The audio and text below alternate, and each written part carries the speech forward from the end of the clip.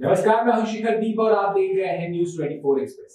बुंदेलखंड का प्रवेश द्वार कहे जाने वाले हमीरपुर जिले में हिमालय की परम तपस्वी पूज्य संत दीनदयाल जी महाराज का आगमन होते ही भव्य स्वागत हुआ, जिनके स्वागत के लिए आसपास के लोग उपस्थित थे।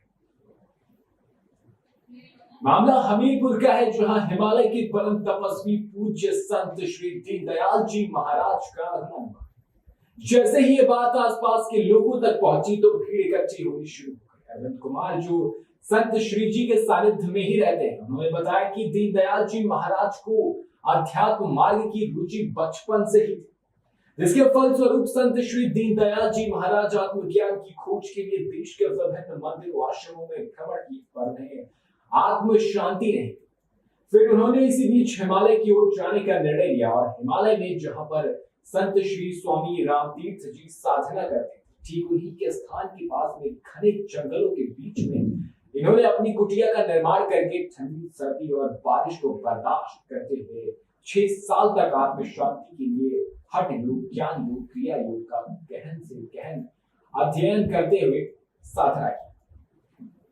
जब इन्हें लगा कि हमारा ज्ञान आम जनमानस के सभी लोगों तक पहुंचना चाहिए, तो इन्होंने हिमालय से वापस आकर अपने जन्म स्थान छत्तीसगढ़ के बालोद जिले में 2023 में दीनदयाल योग वेदांत फाउंडेशन आश्रम की स्थापना करके देश के विभिन्न राज्यों तथा विदेशों में भी अपने शक्तिपात, क्रिया योग, हठ योग, मंत्र योग, ज्ञान योग, कुंडली योग का निःशुल्क ज्ञान प्रदान करना शुरू।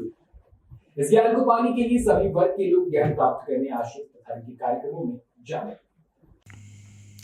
आपका जैसा सवाल है कि मुझे तपस्या करने में कितना समय लगा, वैसे तो मैं बचपन से ही साधना करता था। मेरे दिव्य गुरु की कृपा से मेरे अंदर ये जिज्ञासा थी। कभी भी तस्वीरों को देखता, साधुओं को, हिमालय को, मुझे ऐसा फील होता कि ये मुझे कुछ करना है। मेरे दिव्य गुरु की कृपा ही थी, तो बचपन से ही मैं कुछ करता था। जाने अनजाने में से ध्यान होता था। जैसे जैसे बड़ा होते गया तो वैराग्य बढ़ते गया और मैंने कि मैं कौन हूँ और ये सच में देवताएं देवियाँ होती है क्या, इसकी खोज में मैंने काफ़ी सारे चक्कर लगाए। और समस्या तो बहुत आई। आंतरिक समस्या ज़्यादा होती है बाह्य समस्या से। काम, क्रोध, लोभ, मोह, ईर्ष्या, द्वेष।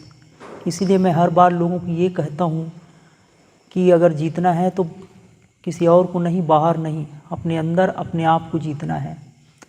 और सच भी है कि बाहर हम जीतेंगे तो बाहर क्या जीतेंगे हम। लोगों को मैं यही बात समझाता हूँ कि मंदिर में जाने से हमारे मन की दिशा के लिए ही स्थान है।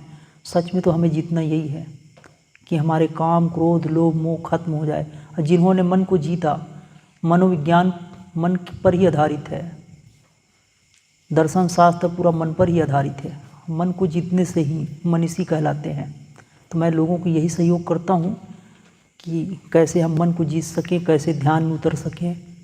दैविक जितने भी सवाल होते हैं, आध्यात्मिक जो समस्याएं होती है, सामने से भी और मंत्र के द्वारा, भगवान नाम के द्वारा, क्रिया के द्वारा मैंने विशेष क्रिया का विशेष अनुष्ठान किए हैं जो कि बहुत प्रभावी है।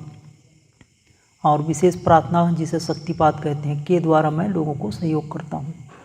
तो फिलहाल के लिए बस इतना ही। ऐसे ही तमाम खबरों के लिए बने रहे हमारे साथ और देखते रहे न्यूज 24 एक्सप्रेस।